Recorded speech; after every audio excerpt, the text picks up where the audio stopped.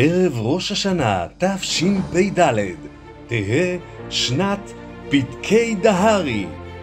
ב-20 השנים האחרונות ניצחנו 4 מערכות בחירות. עשינו זאת ב-2003, 2008, 2013, 2018, ובעזרת השם ובישועתו נעשה זאת גם הפעם, וננצח בבחירות 2023. שנה טובה ומבורכת לקריית גת. השנה בעזרת השם תהיה שנת הפריצה של כרמי גת צפון, שתמשיך את סיפור ההצלחה. נתחיל בבניית פארק נחל לכיש, שהשתרע על פני 500 דונם. קריית הספורט על שם דודו בן לולו זכרו לברכה תכלול אצטדיון מודרני עם 10,000 מקומות ישיבה. לפנינו עוד שנה של התעצמות פארק התעשייה עם השקעת הענק במפעל אינטל החדש, ועם עוד ועוד מפעלים שיתפתחו סביבו ויביאו אותם צמיחה, תעסוקה ופרנסה.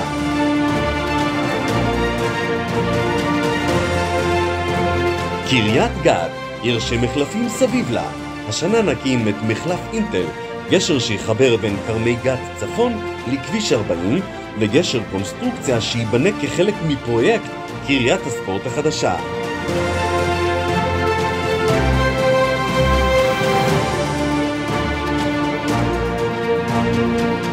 העיר הוותיקה מתחדשת כולה עם שלל פרויקטים להתחדשות עירונית בכל הרובעים, במקביל לכרמי גת.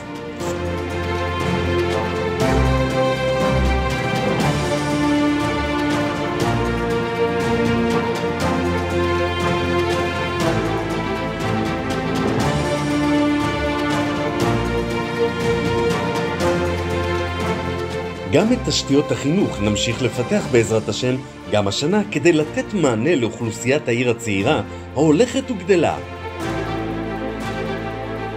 לפנינו בעזרת השם שנה של איכות חיים בפארקים, בגני השעשועים, במתקני הספורט והפנאי המיועדים לילדים ולכל המשפחה.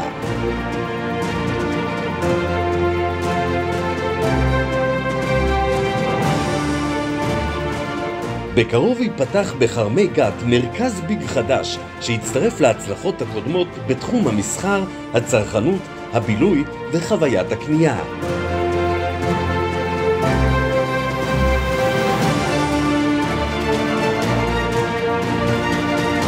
מצלמות, מוקד רואה וצוותי שיטור קהילתי יבטיחו לנו שנת ביטחון, סדר ציבורי וניקיון.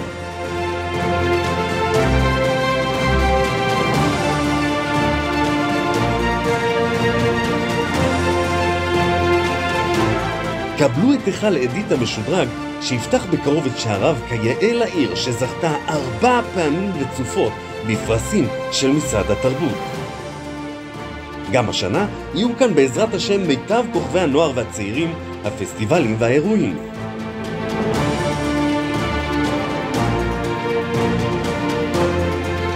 וכמובן, שנה נפלאה לילדים שזוכים ברוך השם לגדול בעיר צעירה מוכוונת ילדים שפשוט כיף לגדול בה.